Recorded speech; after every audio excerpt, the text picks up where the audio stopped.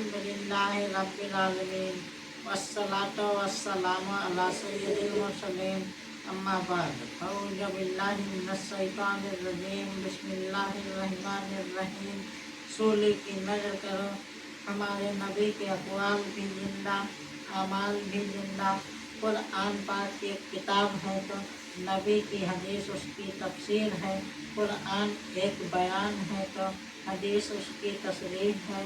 कुरान तहरीर है तो नबी उसकी अमली तस्वीर है।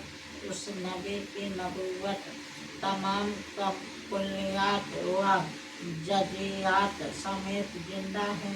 किसी नबी के आने के असबाब में से एक सबब यह भी होता है कि पहले नबी की शरीयत मिट जाती है, अहकामात खत्म हो जाते हैं, इसलिए शरीयत को कुछ फिर से जिंदा करने के लिए दूसरा नबी आता है। यहाँ शरीयत भी मौजूद है, किताब भी मौजूद है, अहकामात भी मौजूद हैं।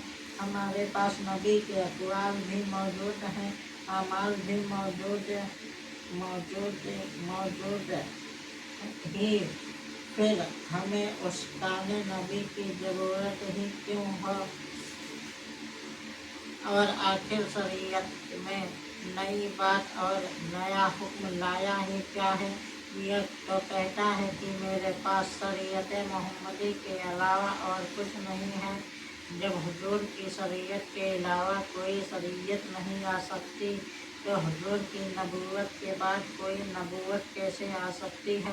हम अहले सुन्नत हैं, हम चाहते हैं कि हुजूर के ताजे खत्म नबूवत के बाद हर नए नबूवत का ताज सजाने वाले सर को सूली की नज़र किया जाए।